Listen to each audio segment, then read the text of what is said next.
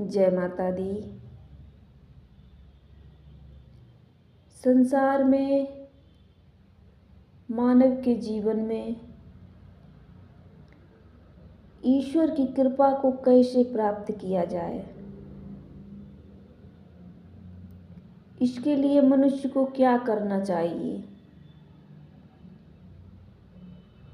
और क्यों करना चाहिए।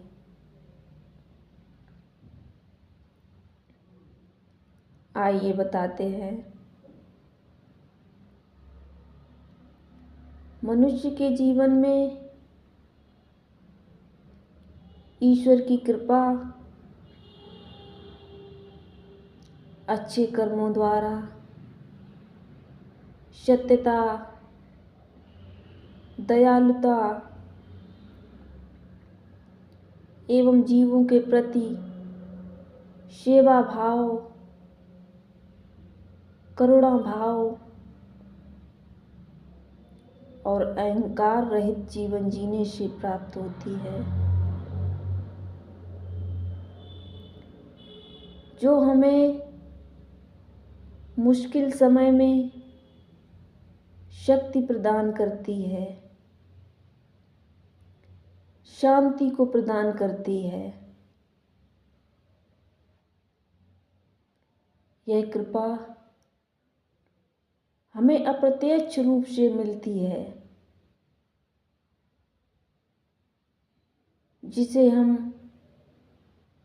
किसी को दिखा नहीं सकते, किसी को समझा नहीं सकते, लेकिन स्वयं महसूस कर सकते हैं, जिसे हम आंतरिक धैर्य भी कह सकते हैं, आंतरिक बढ़ा हुआ आत्मबल भी कह सकते हैं, जो हमारे मुश्किल समय में काम आता है। जब हमारे जीवन में ईश्वर की कृपा का प्रवेश होना शुरू होता है, तो हमारा जीवन सांसारिक कठिनाइयों से घिर जाता है, लेकिन ईश्वर कहीं ना कहीं हमारे साथ होता है, क्योंकि वो हमें अंदर से मजबूत बनाता है, हमारे आत्मबल को बढ़ाता है, हमारे धैर्य को बढ़ाता है। क्योंकि संसार में तो कोई किसी के मुश्किल समय में काम नहीं आता, लेकिन ईश्वर की कृपा हमारी कमजोरी क्षणों में काफ़ी है, हमारे मुश्किल समय में काफ़ी है, जो उन्हें उनकी शक्ति प्रकट करने का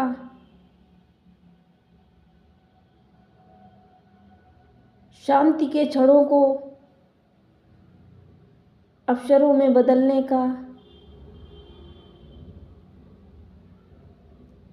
मौका देती है।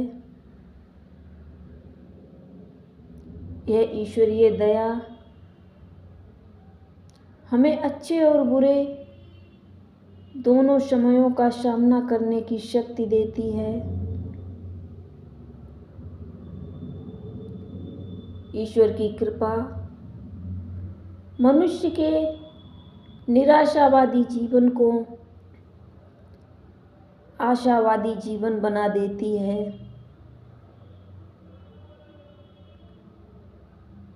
ईश्वरीय कृपा परमपिता परमेश्वर की ओर से प्राप्त वह दयालुता का आशीर्वाद है, जो आध्यात्मिक यात्रा में भी हमारा मार्गदर्शन करती है। और हमें इस दुनिया के झूठे माया जाल से बाहर निकालती है। क्योंकि मनुष्य को बोध हो जाता है कि ईश्वर हमारे साथ है। ईश्वर और ईश्वर की कृपा पाने का मार्ग केवल इस संसार में प्रेम और पूर्ण समर्पण है। क्योंकि बिना प्रेम के भक्ति अधूरी है और समर्पण भी बिना प्रेम के अधूरा है। ईश्वर की कृपा तो हर किसी व्यक्ति पर सदैव हो रही होती है, लेकिन मनुष्य इसे समझ नहीं पाता। जैसे ईश्वर की कृपा होने पर ही मनुष्य को जन्म की प्राप्ति होती है।